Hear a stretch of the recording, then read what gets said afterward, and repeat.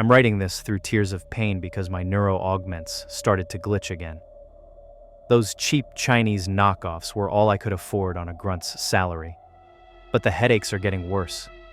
My helmet feels like it's crushing my skull, even when it's off. 26 hours since the drone strike. Can still smell the burning graphene and synthetic muscle fiber. Our unit, the 15th Mechanized Infantry, nicknamed the Blood Battalion for our crimson exo-armor, was deployed to suppress the insurgency in New Detroit. All of us fitted with neural tactical overlays and muscle enhancers. My squad doesn't talk about the skull insignia anymore. Command added it last year, said it was psychological warfare. Bullshit.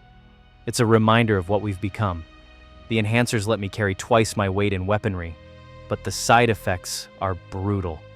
My left arm spasms every time I access the tactical overlay like someone's shocking me, and when I'm not jacked in, my fingers curl up like dying spiders.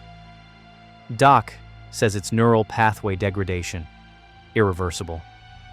Funny thing is, as I look out at the sea of identical red helmets, I can't help but wonder if we're the real enemy here, fighting the wrong war for the wrong people. That's all this is. Corporate wars fought by augmented soldiers who will be discarded when the tech improves.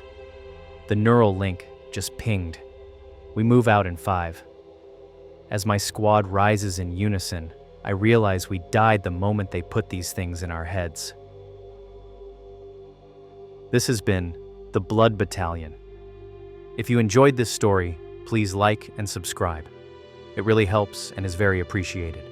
Thank you for listening.